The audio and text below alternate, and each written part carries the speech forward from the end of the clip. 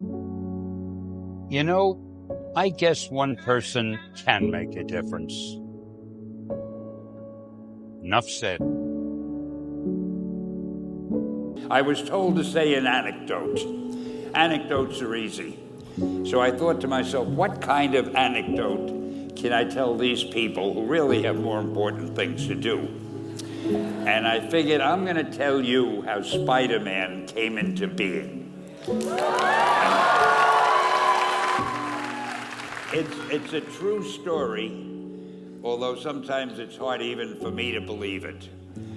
But we had already done the Fantastic Four and I think maybe the X-Men. I can't remember the order, but my publisher came to me and he said, Stan, I want you to come up with another superhero.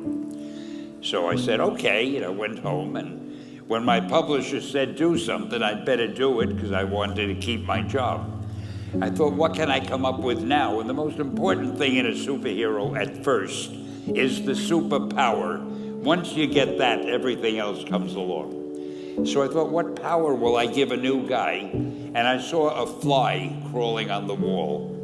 And I said, hey, if I could get a superhero that could stick to walls and crawl on them, man, that would be cool. And no, I'm lying to you.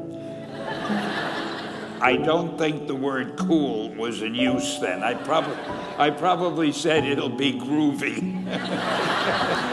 I'll never lie to you. So I thought that was good. Now I needed a name. So I said, well, let's see, Fly Man, Mosquito Man. I got down to Spider-Man. Spider-Man. It just sounded dramatic.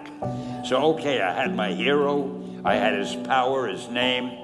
And then I figured, just for fun, I'm going to give him personal problems. Because except for you people who are your lives are perfect, but most other people have personal problems.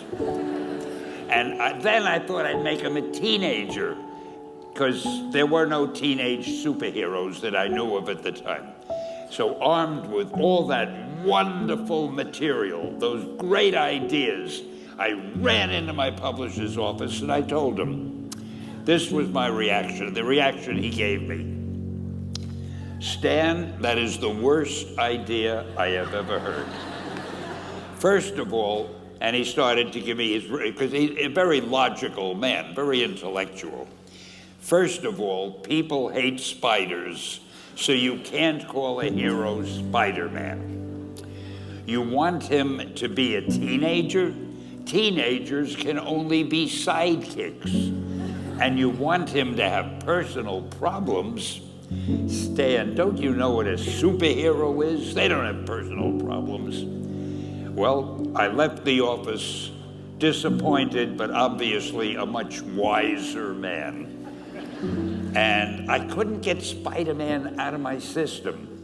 So we were about to kill a magazine. I think it was called Amazing Fantasy. It wasn't selling well, and we were sending the last issue to press. When you do the last issue of a magazine, nobody cares what you put in it because the book is dying. Just to get it out of my system, I put Spider-Man in Amazing Fantasy, featured him on the cover, forgot about it. A month later, all the sales figures came in. My publisher came racing into my office. Stan, you remember that character we both loved so much, Spider-Man? He said, let's do him as a series. Now, why am I telling you this? Besides the fact that I have to kill a little time. If you have an idea that you genuinely think is good, don't let some idiot talk you out of it.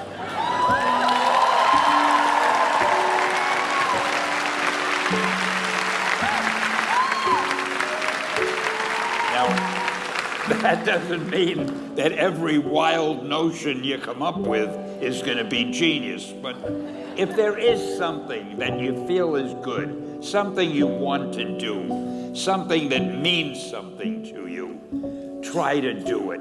Because I think you can only do your best work if you're doing what you want to do And if you're doing it the way you think it should be done, and if you can take pride in it after you've done it, no matter what it is, if you can look at it and say, I did that, and I think it's pretty damn good, that's a great feeling. I'm Stan Lee.